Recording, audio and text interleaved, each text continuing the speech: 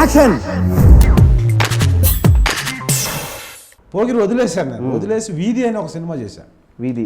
వీధి శివన్న వీధి అని పెట్టారు దానికి, ఉషా కిరణ్ మూవీస్లో.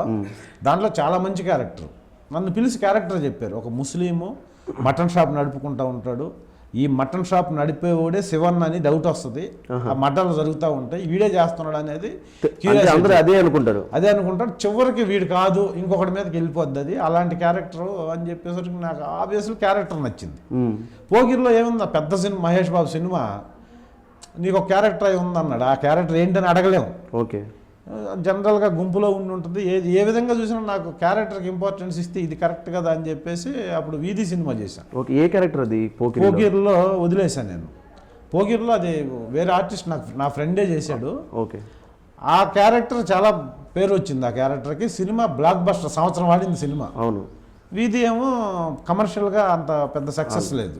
సినిమా మంచి సినిమే, తర్వాత టీవీలో బ్రహ్మాండం చూశారు. కానీ ఆ టైం రిలీజ్ అయ్యే టైంలో ఏదో ఇదయింది, ఆడలేదు సినిమా.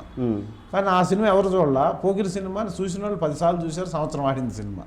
అప్పుడు బాధ వేసింది నిజంగా. అంటే మన డెసిషన్ మేకింగ్లో జడ్జిమెంట్ కరెక్ట్గా లేకపోతే మనకి ఆ సినిమాలో ఆ క్యారెక్టర్ చేసిన తర్వాత 10 సినిమాలు చేశాడు.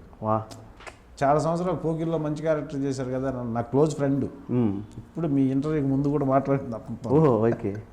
బట్ అలా అయింది అప్పుడు. Do subscribe to Friday Poster.